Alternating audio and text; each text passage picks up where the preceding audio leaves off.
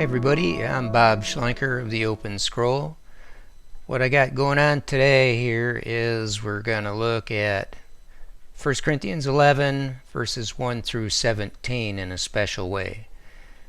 And here on this page I'm going to show you presentations of two different versions.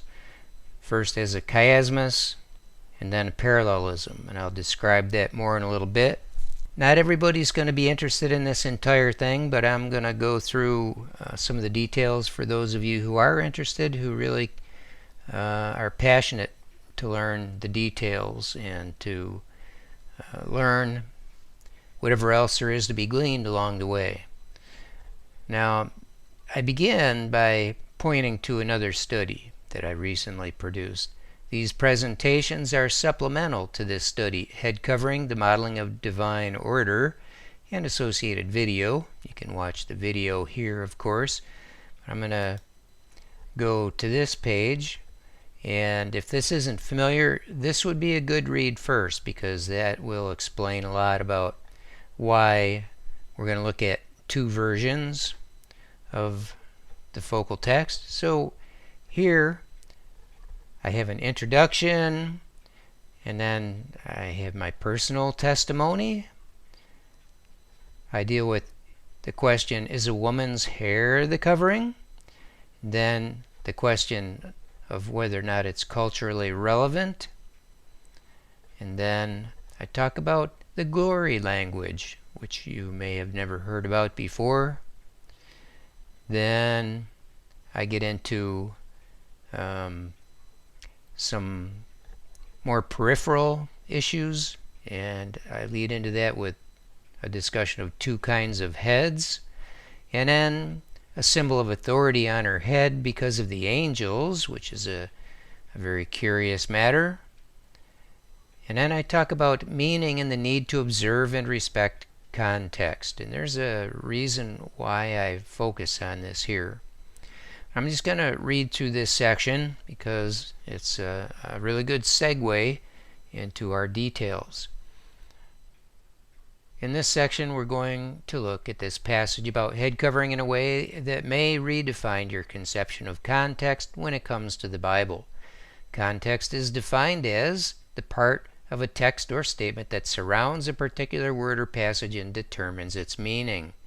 It naturally follows that where we fail to observe and respect the context, the meaning is misunderstood.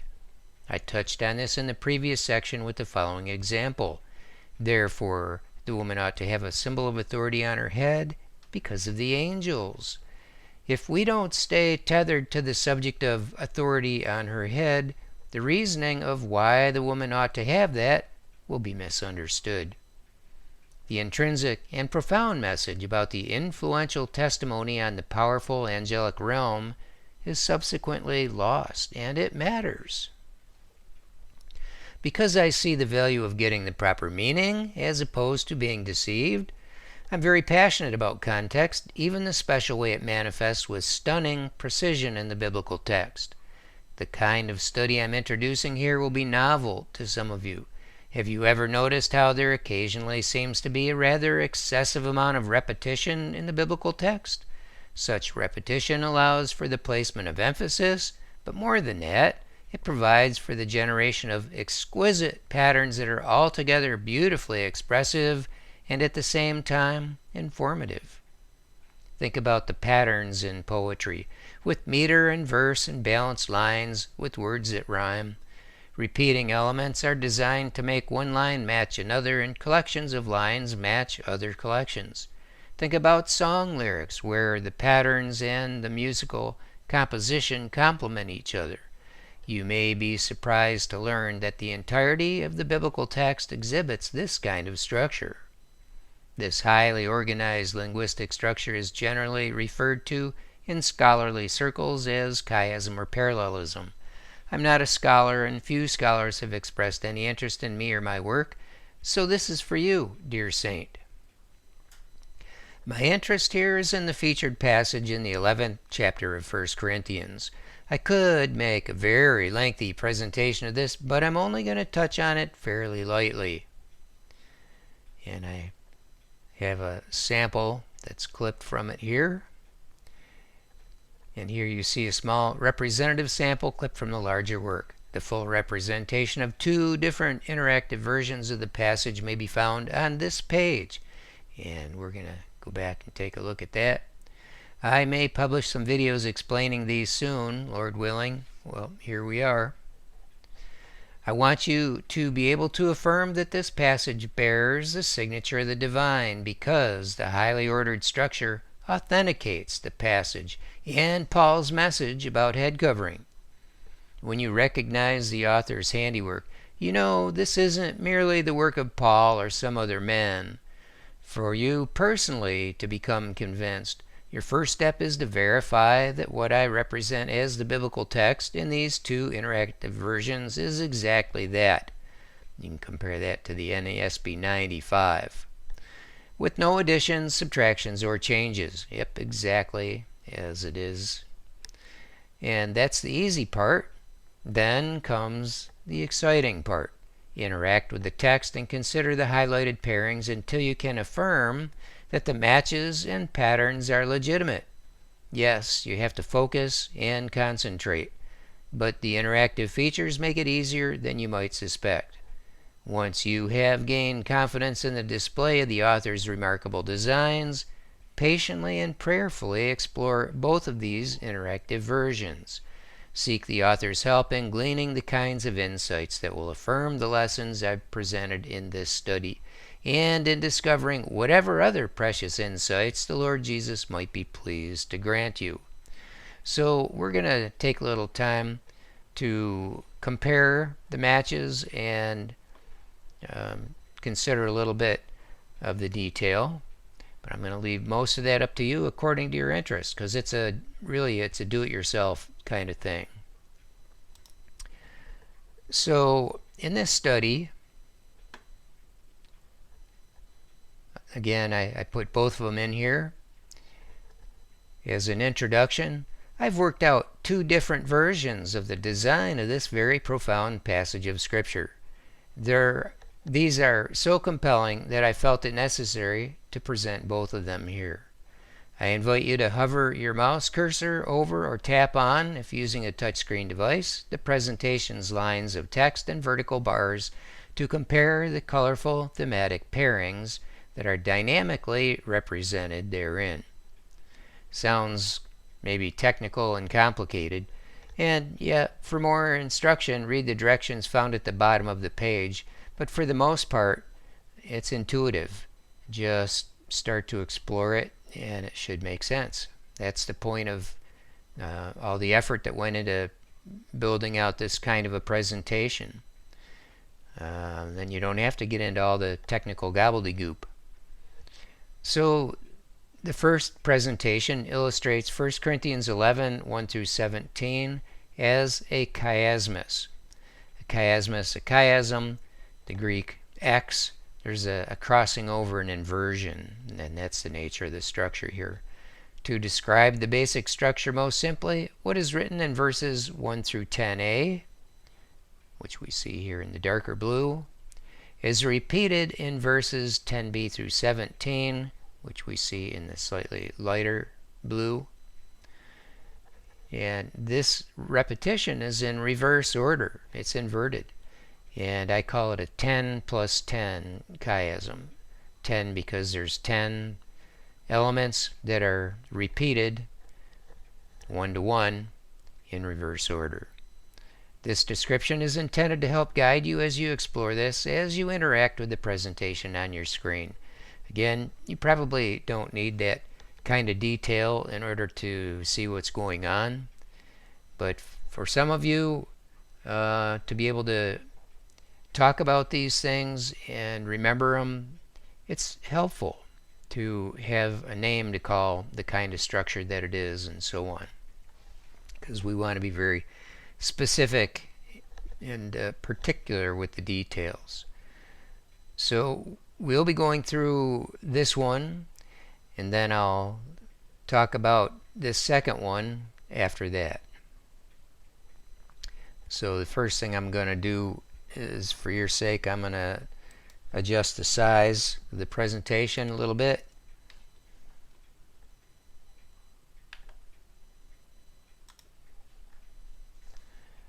So I think I can maybe go one bigger. Yeah, very good. Alright, so I hovered my mouse over the top bar previously, this big one, and as we go towards the right it gets more granular. So this is the first level of structure, really where I talk about this is repeated here, and when I say it's in reverse order, that's revealed when I go down to this second level. This would be the first, this would be the second indented one, and we have some verses and some bars.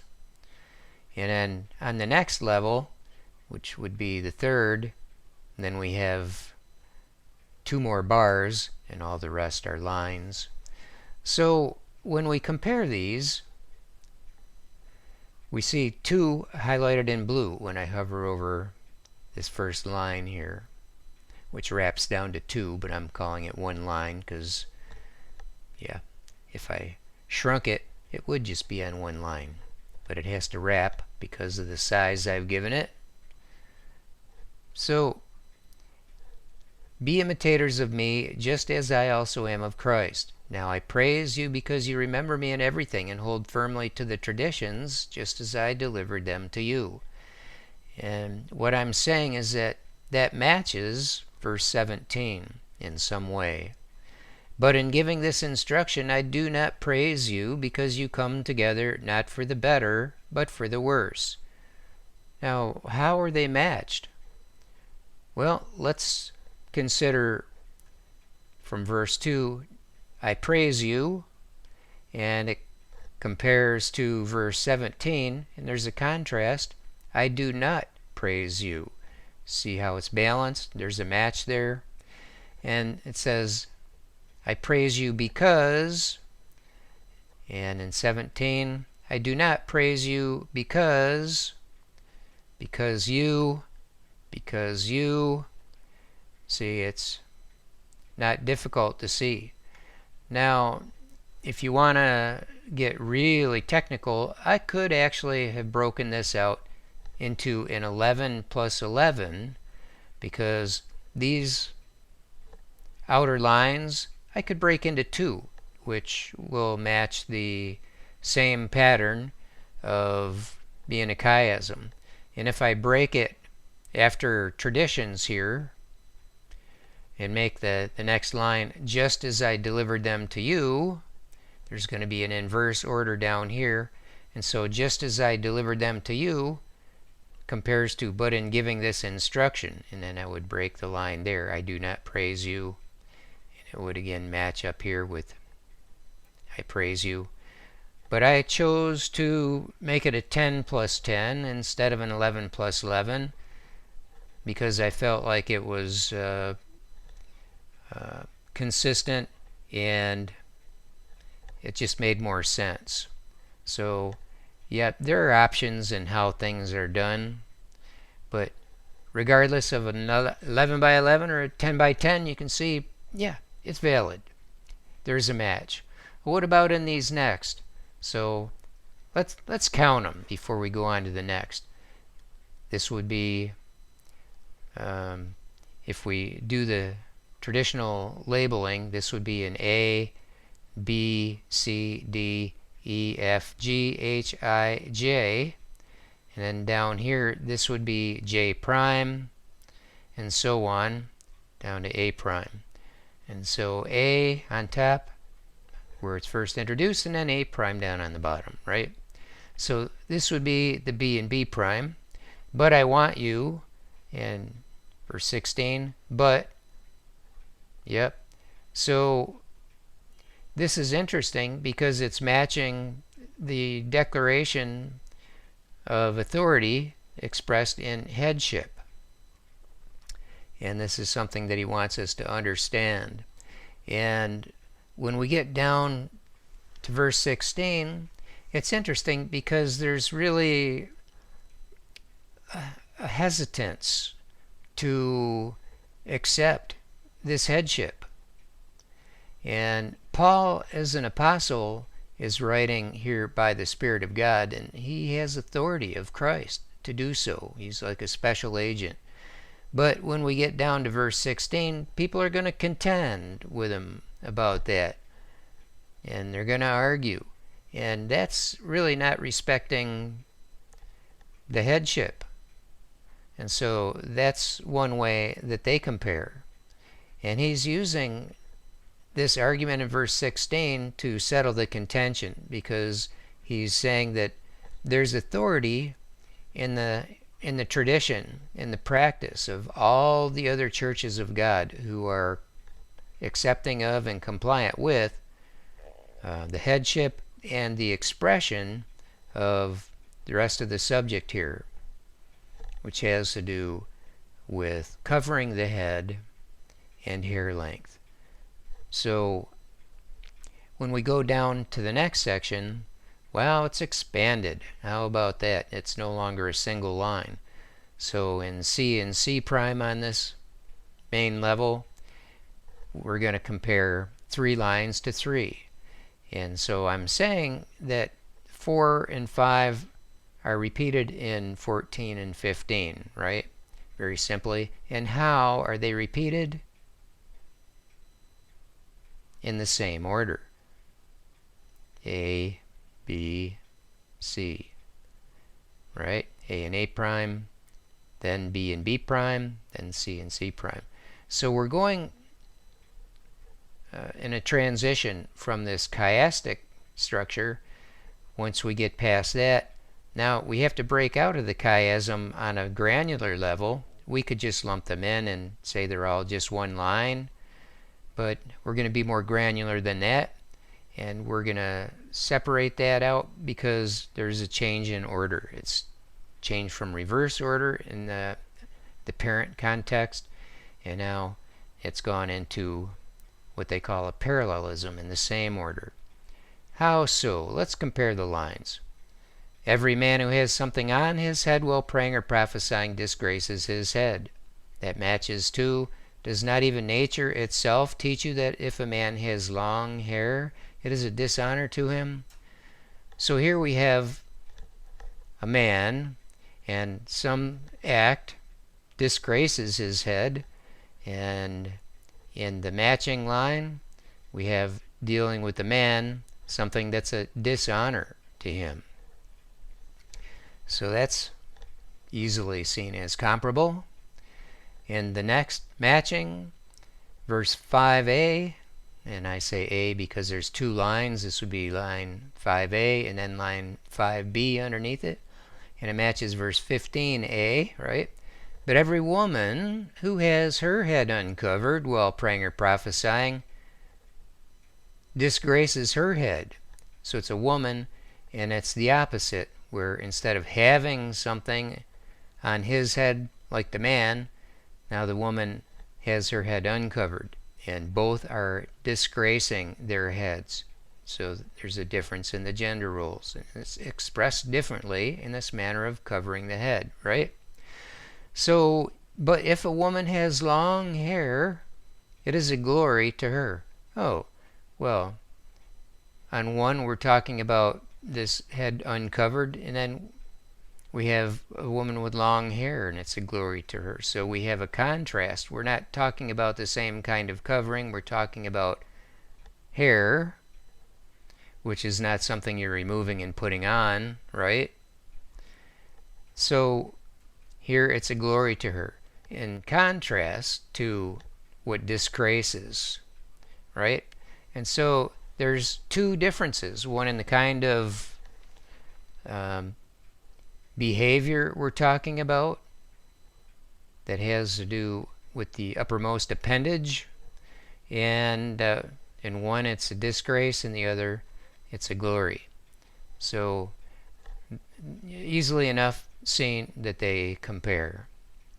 So for the third, which is C and C prime, we have 5b matching to 15b.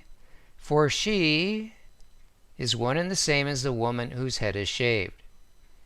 15b, for her hair is given to her for a covering. So now we come to the introduction of the hair on this first one. But she's not, if she has her head uncovered, her head is not shaved, but she is one and the same as, not identical with, but in effect one and the same as, and we'll learn more about that. So again, that's pretty obvious. She is one and the same. Who? The woman who prays or prophesies with her head uncovered, and then that matches to this hair given to her instead of a covering. Yeah, the covering that she doesn't have on her head when she's praying or prophesying. When we go down to the D component, we're matching 4 lines to 1. So let's first look at the single line, verse 13, which is D prime. Judge for yourselves, is it proper for a woman to pray to God with her head uncovered? And what's the subject of verse 6? For if a woman does not cover her head. Oh, yeah, looks like we have a match, right? A woman praying to God with her head uncovered. For if a woman does not cover her head, right off the bat. So let's just say that's a match, and continue on down, and then we'll come back to explore the detail there. In the E and E prime, for a man ought not to have his head covered, since he is the image and glory of God, but the woman is the glory of man. And all things originate from God. And it doesn't appear as though they're a match at all. But when you think and get a sense of how the patterns are correct and these are matched, you have an opportunity to seek the Lord about more profoundly what is meant by this comparison, because they're clearly compared by the author and designer. So let's move on to the next section, F and F prime.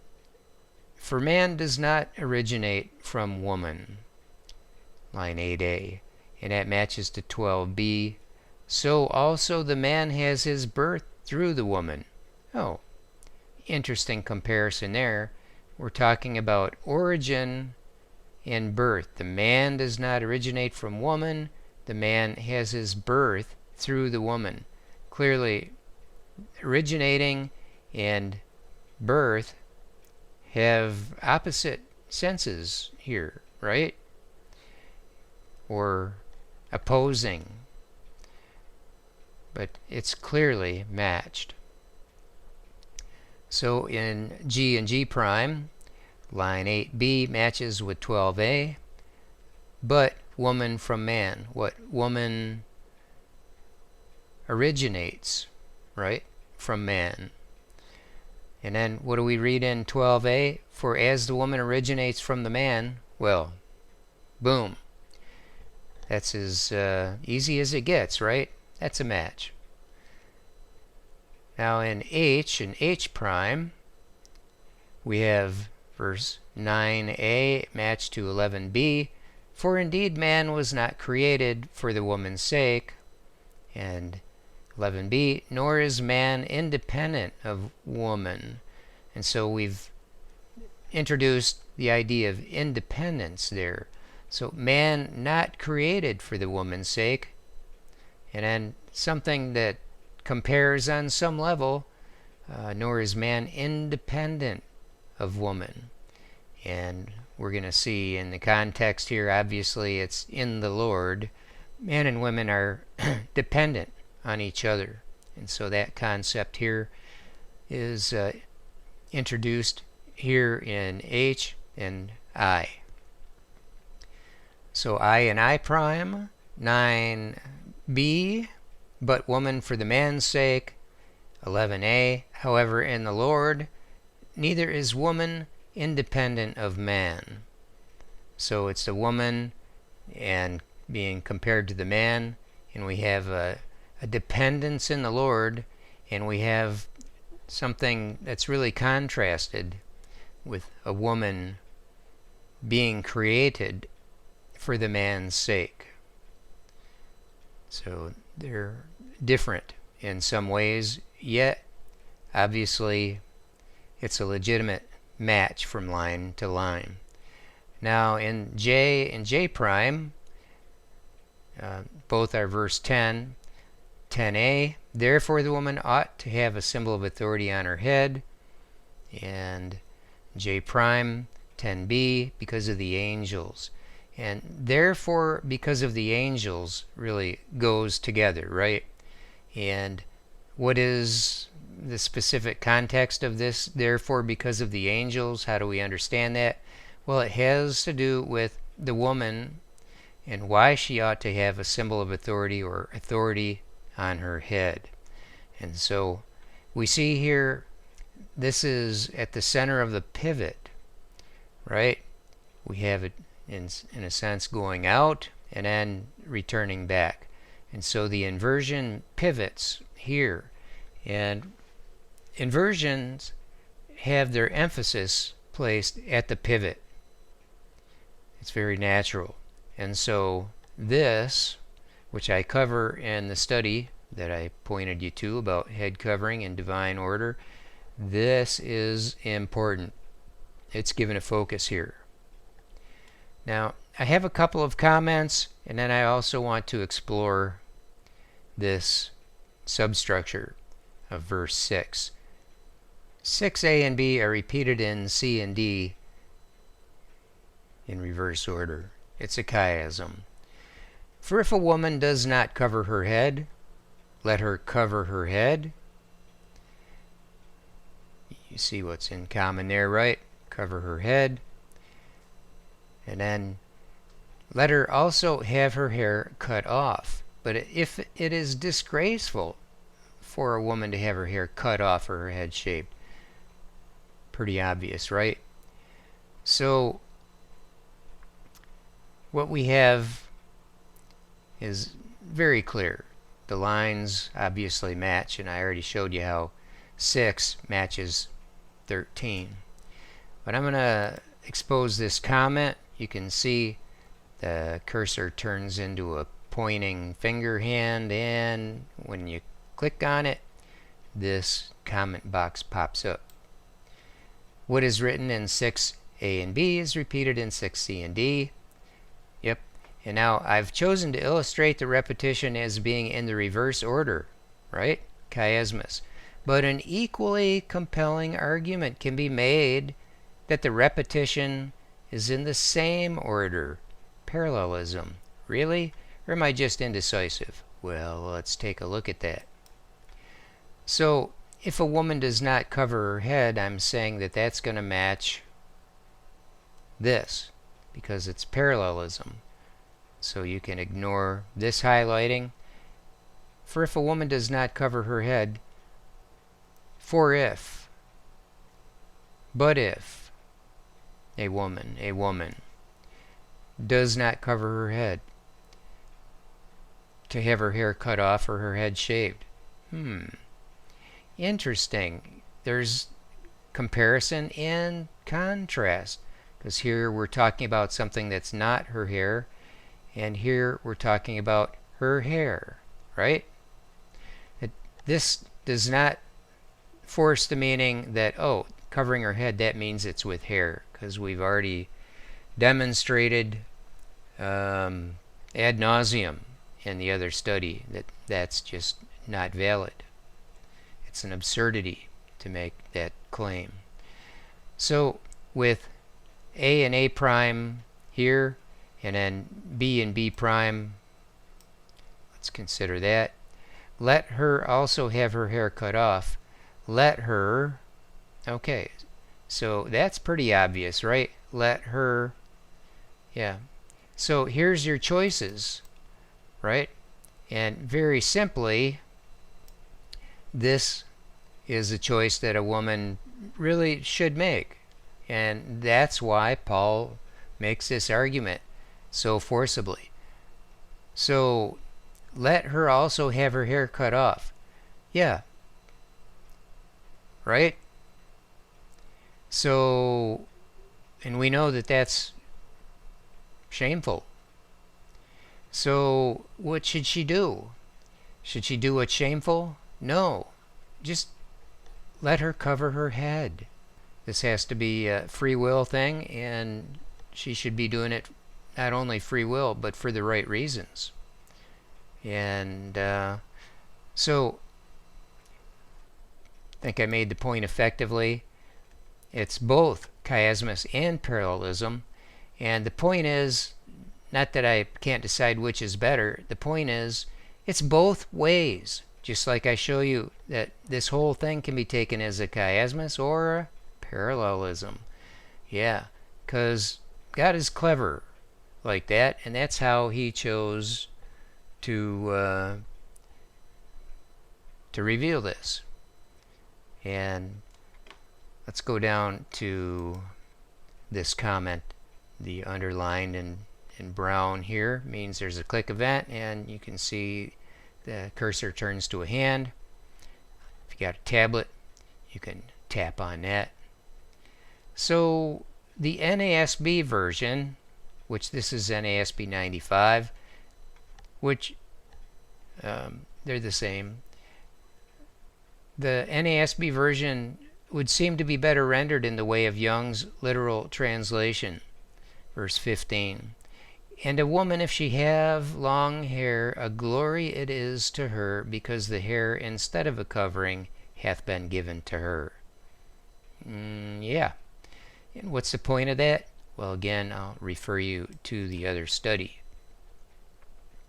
So you can see that's entirely valid, and because it is valid, you got to know this wasn't just Paul who was mistaken, subject to error, and just winging it, coming up with this stuff on the fly or whatever. This was not of the authority of man. This has an author and designer who does this kind of thing. That's pretty special. This is the Bible. It's God's Word, and should be given due respect. So what Paul says is more than just what Paul says. He's saying that for sure, be imitators of me, just as I also am of Christ. Yeah, and he is. He says, now I praise you because you remember me in everything and hold firmly to the traditions just as I delivered them to you. Yeah, and that's what should be done. Don't dismiss it, or we miss out. All right, moving on to the second one. Now, if the first one is valid, I think you'll see so is the second one. It's legitimate NASB 95 with no changes, and the structure is very much different. If you want to look at the two side by side, maybe two different monitors, two different displays, maybe a phone and a tablet, or two different phones, you'll see both valid, and you'll want to prove that for yourself by exploring each one. Don't just take my word for it as I'm going through them. Take your time until you're convinced and see what other insights the Lord may be pleased to give you. So not only do we have one valid structure, we have one on top of another. And you might think, well, that's impossible. Well, I'm going to point you to an interesting video here and show you what man can do in stacking three different structures. And yeah, what God can do as the creator, far beyond what his creation can do. So I'm going to read the description here, which outlines the structure. The second presentation illustrates 1 Corinthians 11, 1 through 17 as a parallelism.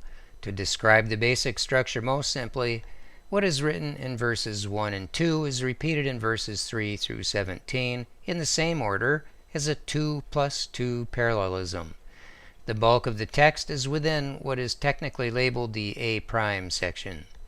The structure of A prime can be described as a simple division, where what is presented in verses 3 through 7 is supported by what is written in 8 through 15. The basic structure of verses 3 through 7 is such that what is written in 3 through 6b is repeated in 6c through 7 in reverse order as a 3 plus 3 chiasm. The basic structure of verses 8 through 15 is such that what is written in 8 through 10 is repeated in 11 through 15 in the same order as a 2 plus 2 parallelism.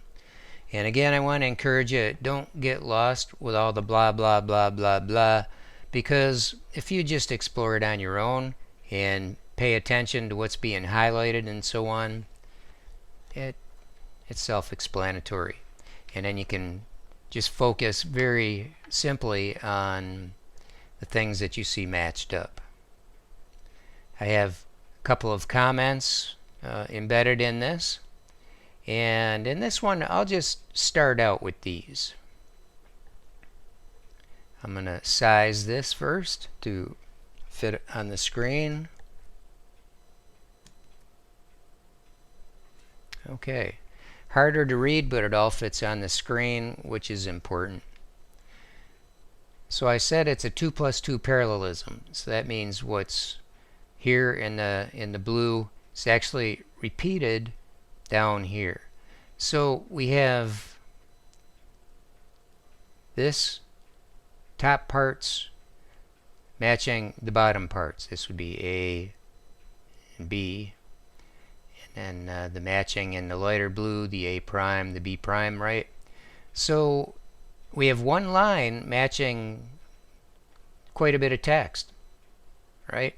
And then we have 4 lines matching 8. So what I want to do to begin with is just describe this. Be imitators of me just as I also am of Christ.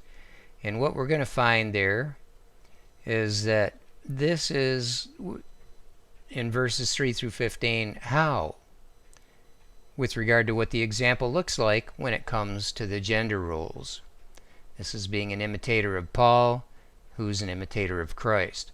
This is a modeling of authority. It's a modeling of God's order. This is what Paul does, and this is as he's imitating Christ. So we want to imitate Paul. This is his manner. So what we find here is there's a secondary alignment with the remote match of verse 17 down here. Not 16 and 17, but just 17. And it's a secondary alignment, which I'm going to illustrate very briefly. And there's a peculiar pattern of A, B, C, D, B prime, C prime, D prime, A prime. Huh? Yeah. And it might be described as a parallelism offset by 1. What am I talking about? Well, I'm going to close this so I can reactivate the dynamic parts. I'm going to collapse this to make it easier to see. And then, so I'm saying these match, right? And I'm saying there's a primary alignment, and here, of course, we can ignore that other part and just see this. So there's a chiasm. Fabulous. And then if we expand that again, we'll see down here, collapse that, there's another parallelism. It's a 4 plus 4. Right? Okay. So what am I talking about secondary? So as I hover over these lines down here in 17, you'll see that I've got the blue of the 4 plus 4 between 16 and 17, right? And then I've got green lines from verse 2 to 17. Hovering over the lines of verse 2, they're highlighted in green down there. So they're introduced up on top, the A, B, C, D. So I'm going to use that as the hover point as I reference these. So we see the first line is matching to the second, second to the third, third to the fourth, fourth to the first. So that's that offset I was talking about, right? B, C, D, A. So, yep, we're going to take a look at that right now, and then when we go through the rest of it, we'll just focus on the non-secondary primary matchups. So now I praise you matches I do not praise you. Obvious, right? And then because you remember me in everything, because you come together, okay, it's a match. And hold firmly to the traditions, not for the better but for the worse. Okay, so one is commendable, the other not so much. But this is what happens, right? Because they remember, or because they come together. So this is a result. And then when we get down to the D, it matches to the D, which is the first line of 17. Just as I delivered them to you. But in giving this instruction, in giving this instruction, who's doing that? Paul is giving this instruction to the church, the Corinthians, right? So just as I, Paul, delivered them, giving, right, them, what? The traditions, the instruction, the traditions. So very obviously there's an offset, right? Interesting, very interesting. But actually these 4 lines of verse 2 match to all 8 of 16 through 17, but only on a secondary level with this offset to 17. Interesting, right? Yeah, so these are the kind of things you observe when you spend a lot of time in the text, and then from each kind of matching, you can have more insight because you have more data from the author who's saying, hey, you know, if you're really paying attention, you'll notice I match these. Why? Explore it. Ask me. Seek me for insight. It's a wonderful thing. It's not for everybody, but for those of you who are curious and can have the resources to explore this, well, praise the Lord. What an opportunity. So here in these B sections, I'm going to finish this because there's less going on there. And then I'm going to move on to verses 3 through 15. So let's compare verses 16 and 17, shall we? 16a to 17a. But if one is inclined, but in giving this instruction, yeah, that's a good match. To be contentious, I do not praise you. You should be able to see a match there, right? We have no other practice because you come together. Oh, okay, so we're talking about community here, right? And that's pretty obvious. And finally, nor have the churches of God, not for the better but for the worse. And it's interesting there that nor and not compare in the Greek word, same Greek word translated there, and not by coincidence, of course, they do match. So now let's get into this interesting part right up here. So if I just collapse that and that, I can expand this a little bit.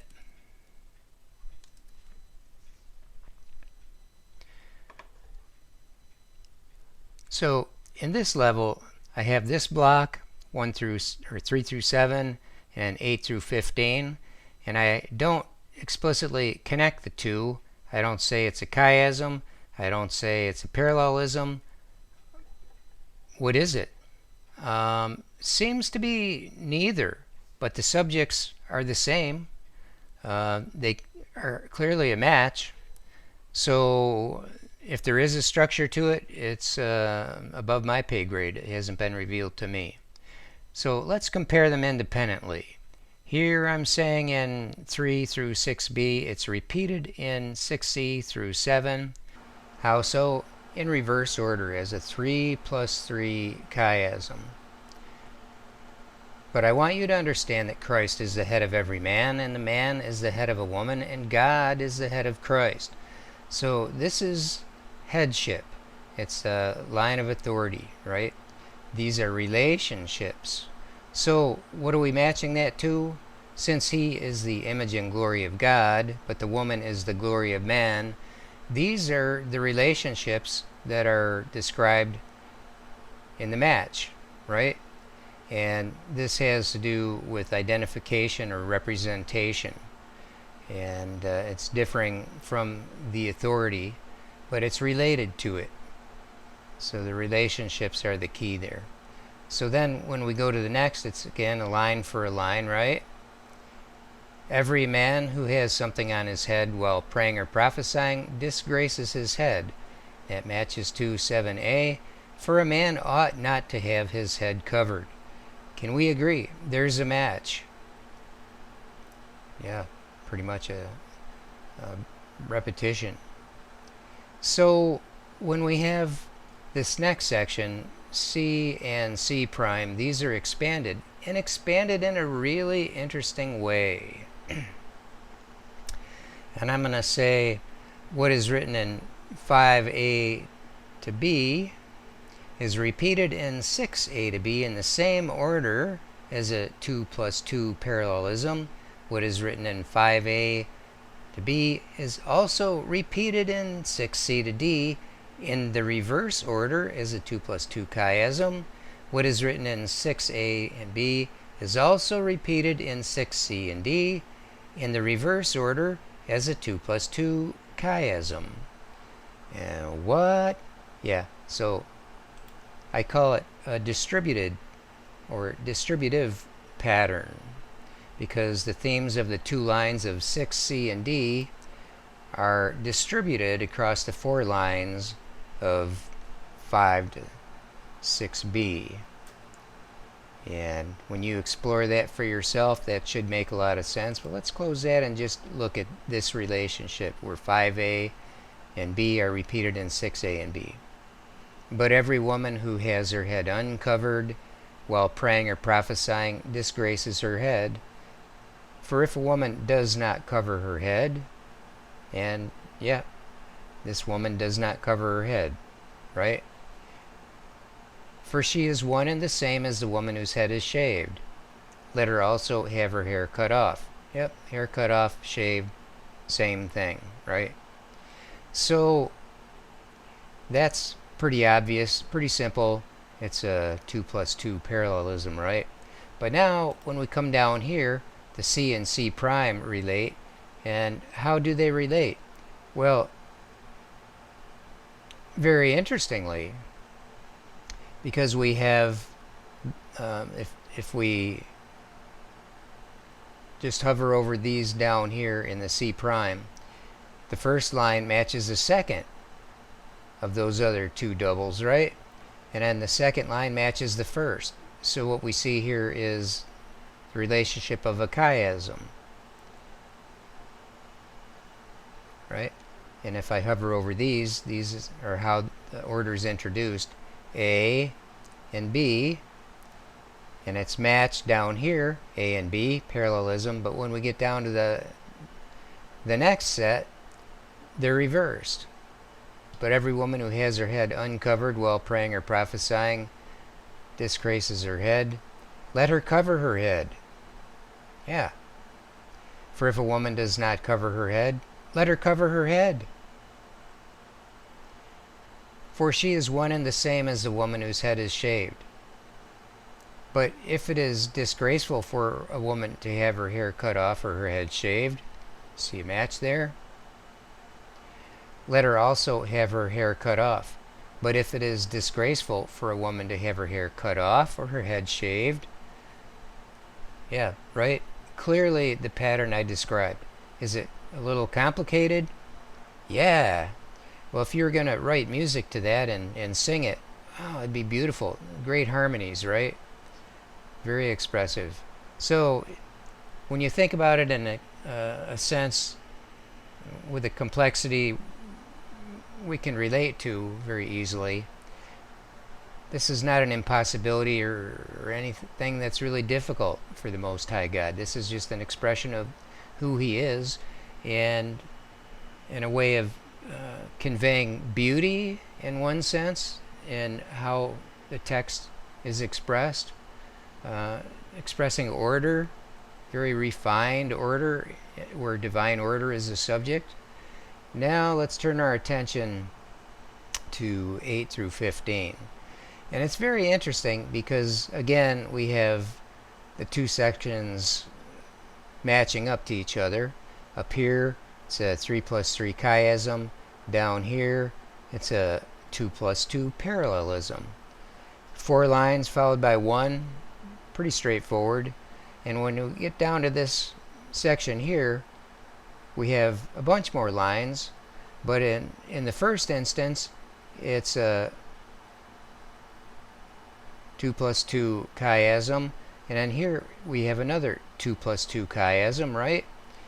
Very obvious when you hover over this level. 2 plus 2 chiasm, 2 plus 2 chiasm, and then down here in the meat of the sandwich, we have a 2 plus 2 parallelism. How about down below? Again, a 2 plus 2 parallelism. So a fascinating structural scenario, just very, very interesting and complex. Could it possibly be valid? Well, if you have done your work already, you know, yes, it absolutely is, but let's walk through it. So here we have an A prime highlighted. So let's just read. Well, let's go through these relationships, which will make it a little bit more apparent. So when I hover over these bars in this column, you'll see I've highlighted in green the bars in the next column over. Fascinating, right? I could put them on the same level if I were to bundle in this line with these and bundle in this line with these, right? These 4 lines up here, we'll just hide that for now. For man does not originate from woman. For indeed man was not created for the woman's sake. Oh, we have 2 different things going on. We have origin and then purpose in creation, right? But we have the man does not from women, and indeed man was not for the woman's sake. Origination, purpose of creation. Clearly some comparison and contrast there. Some similarities in the construction, but very different subjects. And so when we go to the B and B prime, we're comparing again origin with the creation purpose, right? But now instead of man to woman, and does not, was not, and we have the woman from man, woman originates from man, and a woman was created for the man's sake. So we have the exclusion, or figure of speech of omission, if you like, and clearly a match, very obviously a match, even though we're talking about 2 different things: origin, purpose in creation. So that's what we have going on there. Now when we expand this and compare, it's comparing to this text of 11 and 12, right? So I'm just going to read those and then talk about the specifics. However, in the Lord, neither is woman independent of man, nor is man independent of woman. So there's a third concept that's introduced. We had origination, right? Origin, and then we have the purpose in creation, and now we have something that's in the Lord, an independence of man being dependent on a woman, and a woman being dependent on a man. In the Lord, they're dependent. And so that makes sense, right? So then in verse 12, we go back to this. For as the woman originates from the man, okay, so there's origin, But now we have a fourth concept introduced. So also the man has his birth through the woman, which is not the same as origin, purpose of creation, or dependence in the Lord. Right? So that's interesting. And all things originate from God, going back to the origin again, right? So that's an interesting structure. So now let's consider that secondary level of comparison. When I hover over the bar spanning 8, it spans 11, B, and C, right? For man does not originate from woman. And look, it's got a chiastic relationship being expressed, right? Could hide that. So let's compare very specifically. For man does not originate from woman, nor is man independent of woman. So clearly the structure is similar in the language, but we're comparing again origin with this dependence in the Lord. Okay, contrast, different contexts, perspectives. But woman from man, neither is woman independent of man. Similar construction, again, comparing and contrasting in the same way. So let's expand this one now. Hide that. And we have another chiastic relationship here, right? Interesting. So, for indeed man was not created for the woman's sake, so also the man has his birth through the woman. Similar construction, right? But now we're talking about the creation versus birth. So similar, not the same. And then in the B and B prime, but woman for the man's sake, and this is man was not created, right, for the woman's sake, or woman was created for the man's sake, and for as the woman originates from the man. And those are very closely related, not identical, very similar construction, and very similar. Interesting. Are these matches? Is this pattern legitimate? Oh yeah, absolutely. So now we've considered these inner four lines to a degree, but let's consider them down here without being distracted by that secondary relationship. Neither is woman independent of man. Woman originates from man, nor is man independent of woman. So also the man has his birth through the woman. Well, let's back up a bit, and this is the B and B prime of a 2 plus 2 chiasm. Here's the A and A prime, and that, right? However, in the Lord compares to, and all things originate from God. Yep, so we're talking bigger picture, bigger perspective, specific context, right? So we're tying it up. So now let's go down to this section. It's the one line matching up with the others. And this is that difficult expression that I spent a lot of time covering in the head covering article on divine authority, right? Divine order. Therefore, the woman ought to have a symbol of authority on her head because of the angels. Yeah, we talked about that a little bit when discussing how that's the pivot of the 10 plus 10 or 11 plus 11 chiasm structure, right? So we know there's a focus on that, and so we should see that verses 13 through 15 are somehow important, and they're important in the same way. So if we understand this, that should cast some light on and give our attention to this down here. So I'm going to click here and expose the comment, and this is the same comment that I've got plugged into the other one, right? So the 2 plus 2 chiasm on this level compares 13 with 15c. Verse 13, judge for yourselves, is it proper for a woman to pray to God with her head uncovered? Well, didn't we answer that already? Absolutely we did. But every woman who has her head uncovered while praying or prophesying disgraces her head. Okay.